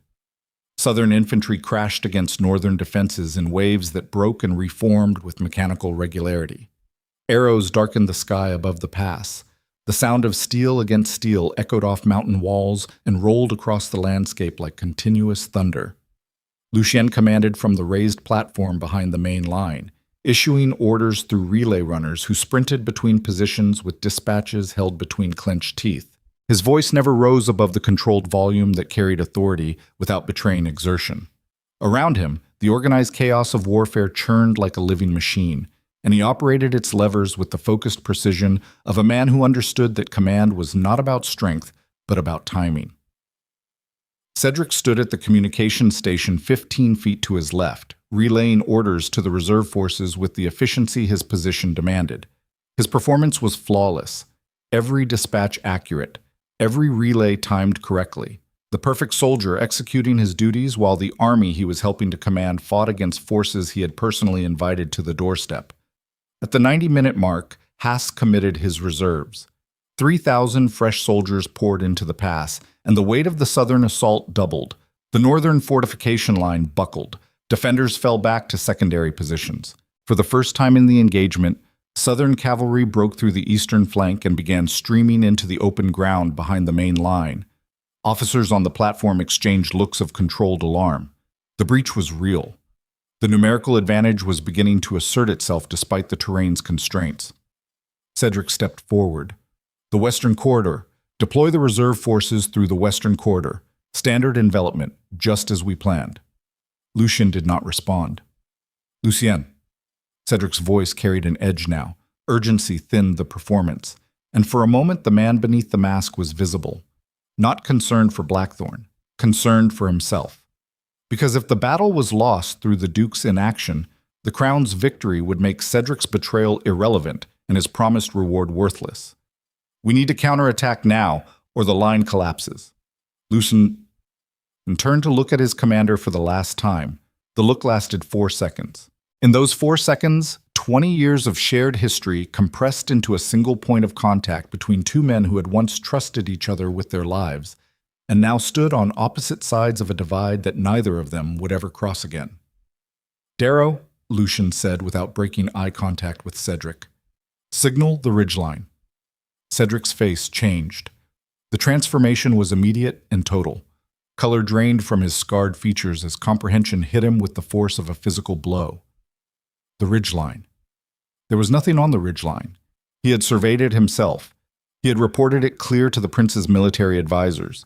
He had staked his betrayal on the certainty that he knew every defensive position in the northern province. He had been wrong. Above the pass, concealed artillery positions opened fire simultaneously along a 2-mile front. The sound was apocalyptic. Cannonballs screamed through the morning air and struck the southern reserves from an angle that no commander could have anticipated because no intelligence had ever indicated the positions existed. The southern formation, compressed into the narrow pass and committed fully to the frontal assault, had no room to maneuver and no cover from elevated fire. The effect was devastating. General Hask's reserves disintegrated under the barrage. Cavalry horses screamed and threw their riders into the churning mass of infantry below. Supply wagons exploded. The southern column, stretched along the pass like a serpent caught in the open, writhed under fire. It could neither return nor escape. Lucien gave 3 orders in rapid succession. Counterattack through the western corridor. Cavalry sweep on the eastern flank. Infantry advance along the main line. The northern forces surged forward with the coordinated violence of a machine that had been held in compression and suddenly released. They hit the disorganized southern ranks like a hammer striking glass, and the pass became a killing floor where numerical advantage meant nothing because numbers required space, and the space had become a tomb. Cedric lunged. Not toward the exit, not toward the communication station, toward Seraphine. She stood 20 feet from the platform, near the logistics table, and Cedric covered the distance in 3 strides with a knife drawn from inside his coat. His face carried the expression of a man who had lost everything, and decided that the last act available to him was the destruction of the thing that had destroyed him. He never reached her. Lucien intercepted him. The Duke moved with a speed that contradicted the weight of his armor and the exhaustion of a man who had not slept in 3 days. He caught Cedric's knife arm at the wrist, twisted, and drove his former commander to the stone floor with a single controlled motion that contained 20 years of training, 20 years of trust, and the total annihilation of both. Cedric hit the ground hard. The knife skittered across stone. Blood from a split lip ran into the scars along his jaw and pooled in the creases of a face that had once been the most trusted sight in Lucien Mordane's world. The Duke stood over him, one boot on Cedric's chest, one hand gripping the fallen man's collar. Around them, the battle raged in the pass below, but on the command platform, the world had narrowed to 2 men and the wreckage of everything they had built together. 20 years, Lucien said. His voice was raw. Stripped of the controlled register that had defined his authority for as long as anyone could remember. What remained was something the court had never heard. Not rage, not grief. The sound of a man confronting the cost of his own survival and discovering it was denominated in the only currency he had never learned to spend. You were the one thing I didn't question, the one calculation I never verified. 20 years, and you sold it for a title from a prince who would have discarded you the moment you stopped being useful. Cedric's chest heaved beneath the Duke's boot.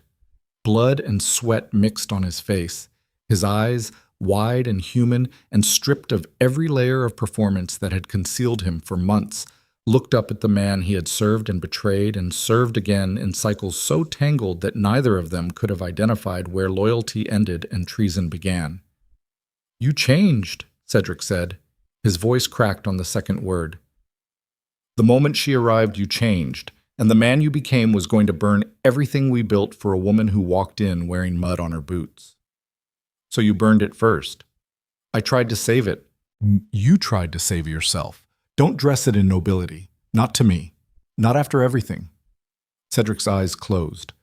When they opened, whatever remained of the man Lucien had once known was gone, replaced by the hollow clarity of someone who understood that every path forward had been eliminated, except the one that ended here, on this floor, beneath the boot of the man whose trust he had been the last to possess and the first to destroy.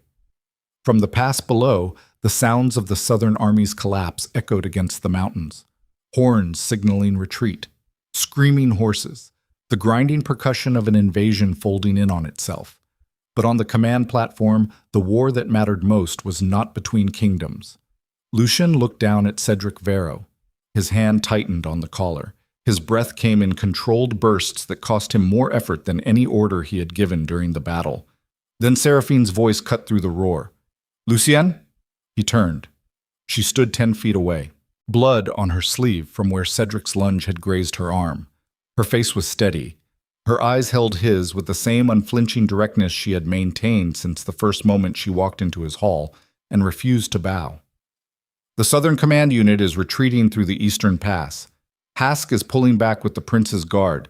If they reach the open plains, they regroup within a week." The strategic implications detonated in Lucien's mind. The battle was won. The invasion was broken. But if Hask and the Prince's Guard escaped, the war continued indefinitely. Adrian would raise new armies, recruit new allies, launch new assaults until either Blackthorne fell or the kingdom bled itself dry.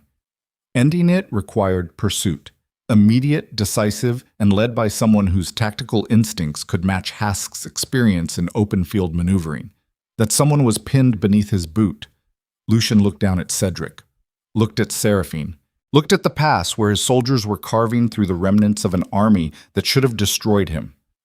Every instinct built over 37 years of disciplined ruthlessness screamed the same instruction: execute the traitor, pursue the enemy, finish both threats simultaneously, and rebuild from the ashes without the contamination of mercy.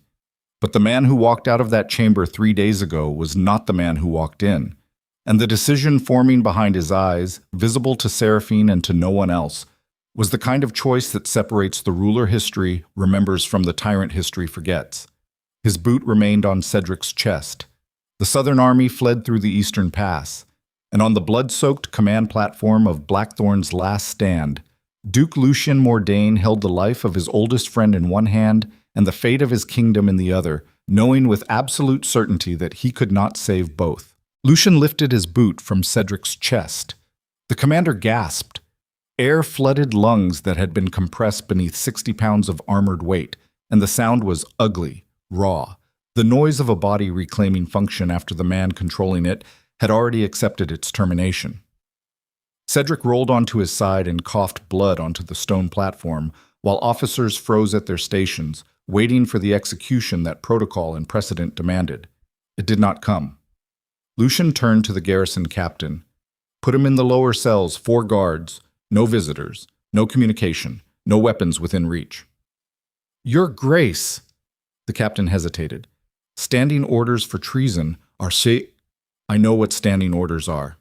I wrote them. The Duke's voice carried a texture no one on that platform had ever heard before. Not the controlled register of command, not the quiet menace that preceded punishment, something fractured and reassembled in real time, like a blade reforged while still hot. Take him, now! Guards seized Cedric beneath both arms and hauled him upright. Blood ran from his split lip into the creases of his scars. His eyes found Lucien's one final time across the chaos of the command platform.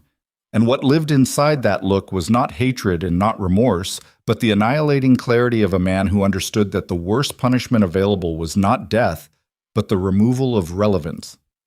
He would rot in a cell while the world he had tried to control continued without him, and every breath he took for the rest of his life would arrive carrying the knowledge that he had gambled everything on the assumption that he understood Lucien Mordane and had been catastrophically wrong.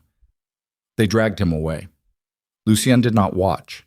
He was already moving toward the eastern edge of the platform, scanning the pass below where the Southern Army's retreat was accelerating into a rout. General Hask's command unit was pulling through the eastern corridor with the Prince's Guard forming a defensive screen around them. Organized, professional, the kind of disciplined retreat that preserved enough force to rebuild if it reached open ground unchallenged. Darrow, Lucien's voice cut through the noise. How many cavalry do we have uncommitted? 800, Your Grace, staged in the Western Reserve. Deploy them through the ridgeline path to the eastern plain. They cut off Hask's retreat before he clears the pass. Darrow hesitated. The ridgeline path is narrow. Cavalry, in column formation, through those switchbacks will take 40 minutes to deploy. Hask reaches open ground in 30. Then they ride in 20. The young signals officer looked at the Duke, saw the expression on his face, stopped calculating objections, and started transmitting orders. Lucien turned to Seraphine. She stood near the logistics table, pressing a cloth against the knife wound on her arm. The cut was shallow, the blood was minimal, but Lucien's eyes locked on it with an intensity that had nothing to do with medical concern and everything to do with the fact that the woman standing in front of him had almost been killed because he had allowed a traitor to stand within striking distance for 7 days while he played strategic chess with lives that were not pieces on a board. You need that treated, he said. I need you to finish this. She nodded toward the pass. Treat me later. Something moved behind Lucien's expression. Not softness. The Duke of Blackthorne did not do softness, but the armor he wore inside shifted, the plates separating just enough to reveal the exhausted, battered human architecture beneath, and what Seraphine saw in that gap was a man who had spent his entire life building walls that protected everyone except himself. He nodded once, turned back to the battle, and for the next 2 hours, Duke Lucien Mordane conducted the systematic destruction of Prince Adrian's invasion with the focused, devastating precision of someone who had nothing left to prove and nothing left to lose. The cavalry made it in 23 minutes. 800 riders erupted from the ridgeline path onto the eastern plain just as Hask's command unit cleared the pass. The collision was brutal and decisive. Northern cavalry hit the southern rear guard at full gallop, scattering the prince's escort and cutting the retreating column into 3 isolated segments that could neither support each other nor organize effective resistance. Hask attempted a fighting withdrawal toward the southern trade road. Lucien anticipated it. Infantry forces, repositioned through the communication trenches during the final phase of the battle, blocked the road with shield formations that turned the general's retreat into a pocket. Surrounded on 3 sides, hammered by cavalry from behind and infantry from the front, the Southern Command unit disintegrated in less than an hour. General Hask surrendered his sword at mid-afternoon. He was a professional soldier, 60 years old, gray-bearded and straight-backed even in defeat. He handed his weapon to the Northern Cavalry commander with the rigid formality of a man who understood that the outcome had been determined not by courage or numbers, but by intelligence superiority so complete that his army had been fighting a battle whose parameters were entirely controlled by the enemy. "Your Duke," Hask said to the cavalry commander, "is either the most brilliant strategist in Valadorn or the most dangerous man alive." "Those aren't different things," the commander replied. Prince Adrian was not with the command unit. His personal guard had broken through the cavalry screen during the initial collision and fled south with a mounted escort of perhaps 30 riders. The prince was alive, running, and carrying with him the wreckage of an invasion that had cost the crown 12,000 soldiers, the kingdom's military credibility, and the last remaining illusion that the monarchy controlled anything beyond the capital's walls. By nightfall, the pass was silent. Bodies lay across the mountain road in configurations that told the story of the battle more honestly than any report ever would. Southern soldiers in the crown's crimson and gold tangled with northern defenders in Blackthorne's black. The dying and the dead occupied the same ground without distinction, because war stripped rank and allegiance from men with the same indiscriminate efficiency that storms stripped leaves from trees. Lucien walked the battlefield. He had done this after every engagement since his first command at 19. Not as inspection, not as ceremony. He walked because the men who had died following his orders deserved to be seen by the man who gave them, and because the cost of victory required physical confrontation to prevent the strategic mind from abstracting human suffering into acceptable numerical loss. 347 Northern soldiers dead, over 600 wounded. Against estimated Southern casualties exceeding 4,000, the mathematics favored Blackthorne overwhelmingly. But mathematics were the language of men who had never knelt beside a 19-year-old infantry soldier bleeding out in a mountain pass and watched the precise moment when the light behind his eyes went somewhere that strategy and command could not follow. Lucien knelt beside 17 such soldiers before darkness made the walk impossible. He remembered every face. The Great Hall of Blackthorne was unrecognizable. Maps had been cleared from the war table and replaced with medical supplies. Wounded soldiers occupied every available surface. Physicians moved between patients with the grim efficiency that separated experienced battlefield surgeons from the comfortable practitioners who treated noble families for gout and melancholy. The air smelled of blood, sweat, and the herbal antiseptics that served as the only defense against infection and wounds that would determine whether men lived with scars or died with fevers. Seraphine worked among the wounded, not ceremonially, not the gentle dabbing and sympathetic murmuring that noble women performed when they wanted to be seen caring without actually caring. She cleaned wounds, she held men still while surgeons cut. She carried water, changed bandages, and spoke to soldiers with the direct, unflinching honesty they needed from someone willing to look at their injuries without performing the reassurance that everyone in the room knew was a lie.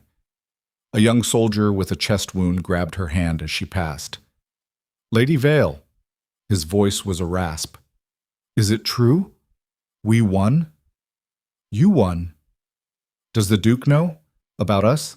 About what happened at the eastern wall when the cavalry broke through? Seraphine knelt beside him. His face was pale. His grip on her hand was strong enough to leave marks, but weakening by the minute. He walked the battlefield tonight, she said. Every foot of it, he saw. The soldier's eyes closed, his grip loosened. He did not die, but he crossed into the territory between consciousness and its absence, where the body makes its own decisions about survival, independent of the mind's preferences. Seraphine stayed beside him until the surgeon arrived. Then she stood, wiped her hands on a cloth that was already stained beyond utility, and looked across the hall to where Lucien Mordane stood in the entrance. He was still wearing his armor.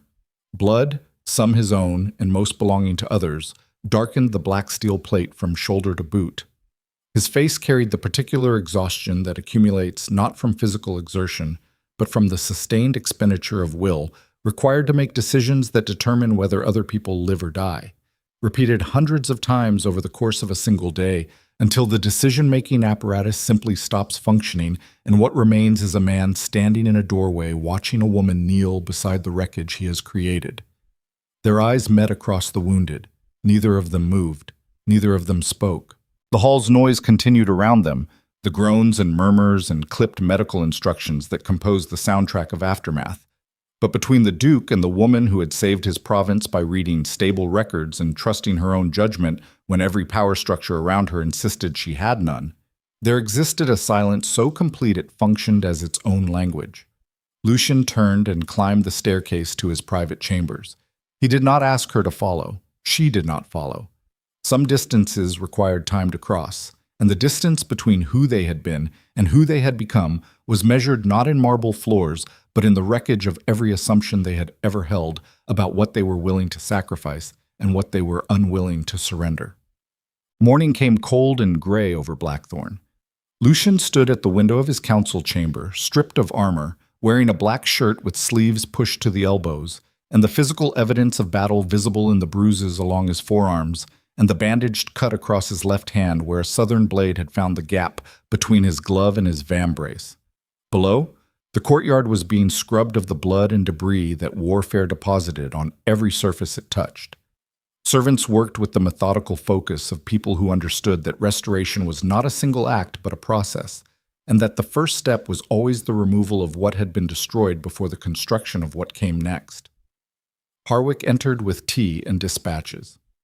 Prince Adrian has retreated to the capital. Reports indicate the royal guard is in disarray. Southern lords are withdrawing their forces to their own estates. The steward set the cup on the table. The crown's military capability has been effectively neutralized for a generation. And the political situation? Fluid. 17 noble houses have sent messengers requesting audiences with your grace. 12 have included preliminary pledges of loyalty. 3 have offered military alliances. And the other 2? They are requesting terms for surrender. Lucien absorbed this without visible reaction. The political landscape he had navigated for 20 years had been fundamentally restructured in a single day, and the implications extended far beyond military victory into questions of governance, authority, and the kind of power he was willing to exercise over a kingdom that had just discovered its monarchy was not as permanent as its architecture suggested. Schedule the audiences. Begin with the houses that fought against us. They need to understand the terms first. Harsh terms or measured? Lucien considered this. The old answer, the answer that had served him from the moment he inherited Blackthorne and decided that fear was more reliable than affection, would have been immediate, harsh, always harsh, because mercy invited repetition, and repetition invited the gradual erosion of authority that turned dukes into decorative titles and kingdoms into battlegrounds. But the man standing at this window had watched 347 soldiers die yesterday, because a trusted commander's betrayal had created the conditions for a war that measured terms might have prevented. The mathematics of severity had been reliable for decades, and they had produced Cedric Vero. They had produced a system so dependent on fear that the moment one variable shifted from compliance to defiance, the entire structure required a war to maintain. Fear was not the flaw. The flaw was building an architecture that required fear as its foundation, rather than its contingency. Measured, Lucien said, firm enough to establish authority. generous enough to make rebellion more expensive than cooperation. Harwick's hand paused above his notepad. In 40 years of service, no Mordane Duke had ever used the word generous in the context of political negotiation. Your Grace? I said measured, Harwick. You heard me. I did, Your Grace. I wanted to ensure I remembered correctly when I record this moment for historical purposes. The faintest ghost of something that was not quite a smile passed across Lucien's face. Don't get sentimental. Wouldn't dream of it, Your Grace. He visited the cells at noon. The lower level of Blackthorne was carved from the same cliff rock that formed the fortress's foundation. Cold, damp, and lit by torches that did more to emphasize the darkness than to dispel it. Lucien descended the stone staircase alone, waving off the guards who attempted to accompany him with the silent authority of a man whose intentions did not require witnesses. Cedric occupied the end cell.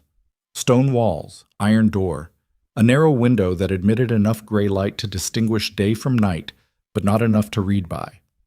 The former commander sat on the stone bench with his back against the wall, his scarred face carrying the hollowed expression of a man who had stopped performing for an audience and discovered that without the performance, he was not entirely certain who remained. Lucien stood at the iron door. He did not enter. The barrier between them was symbolic as much as physical, a boundary that both men understood could never be crossed again in either direction. You didn't kill me, Cedric said. No. Why? The question hung in the cell's cold air. Lucien let it hang. He owed this man nothing, not explanation, not closure, not the satisfaction of understanding the decision that had spared his life. But the Duke also understood that the conversation he was about to have was not for Cedric's benefit, it was for his own. Because killing you would have been the old answer, the reflex.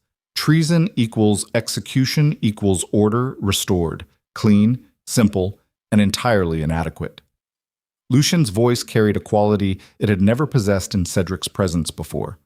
Unguarded, not weak, stripped of the performance that authority demanded, revealing the operational reality beneath. I spent 20 years perfecting a system that treated people as functions. Loyalty was a function. Trust was a function. You were a function, and functions don't betray. They execute or they fail, and failed functions are replaced. Cedric said nothing. But you didn't fail. You chose. That's different. That's human. And I missed it because my system didn't account for human beings being human beings instead of components in a machine I designed. So I'm alive because I taught you a lesson. You're alive because executing you would prove I learned nothing. Cedric's jaw tightened. His eyes, stripped of pretense and strategy and every layer of the man Lucien had known for 2 decades, glistened with moisture he did not bother to conceal because concealment required an audience worth performing for. And the man standing at his door had already seen everything there was to see. I was loyal, Cedric said. For 20 years I was genuinely loyal. You need to know that. Not all of it was performance. Not all of it was waiting for the right moment to betray you. I know. Then you understand why I did it. I understand. Understanding doesn't require forgiveness. The cell fell silent. The torch outside the door flickered. Water dripped from the stone ceiling in a rhythm that counted seconds neither man was willing to fill. What happens to me? Cedric asked. Exile. You leave Valadorn within the week. You take nothing that bears the Mordane name. You go somewhere I don't govern, and you build whatever kind of life a man builds when he's burned the only identity that ever mattered to him. Lucien paused. And you live with it, every day, for however many years you have left. You wake up and you remember that you were the most trusted man in the most powerful fortress in the kingdom, and you traded it for a promise from a prince who ran when the first cannon fired. Cedric's head lowered. His shoulders, broad and scarred from battles fought in Lucien's name, curved inward with the slow contraction of a body absorbing a blow that would never stop landing. That, Lucien said quietly, is worse than anything I could do to you with a sword. He turned and climbed the staircase without looking back. The weeks that followed reshaped Valadorn. Noble houses arrived at Blackthorne in succession, their lords traveling with reduced escorts and carefully prepared expressions of cooperation that ranged from genuine contrition to pragmatic capitulation. Lucien received each one in the Great Hall, seated not on the Iron Throne, but at the war table because the symbolism mattered. He was not a king receiving supplicants. He was a governor negotiating the terms of a new order with people who had the choice to participate or be excluded. The terms were fair, not soft. Fair. A distinction that Blackthorne's court found disorienting, like a familiar melody played in an unfamiliar key. Taxation restructured to account for regional economic capacity rather than punitive extraction. Military obligations proportional to territory size. Trade agreements that benefited both parties rather than functioning as tribute payments disguised as commerce. Seraphine attended every negotiation, not as an observer, as a participant. Her understanding of estate law, territorial precedent, and the psychological dynamics of feudal politics had been tested and proven during the most consequential weeks in Blackthorne's history, and Lucien made no effort to conceal her role or minimize her influence. She sat at the war table with the same authority as any senior advisor, and the lords who balked at negotiating terms with a woman whose father had been executed for treason learned quickly that their discomfort was their problem, not hers. Her estate petition was approved. The Vale lands seized by the crown during her father's arrest were formally restored under northern sovereignty.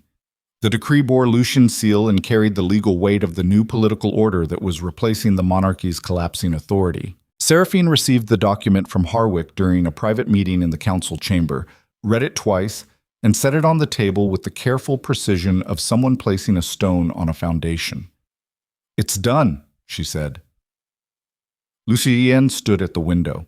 Snow had begun falling over Blackthorne, the first winter storm of the season, dusting the black towers with white and transforming the fortress's brutal silhouette into something almost beautiful. Almost. "The estate needs a complete rebuild. Staff, infrastructure, agricultural planning. It'll take years." "I know. You don't have to do it alone." Seraphine looked at him.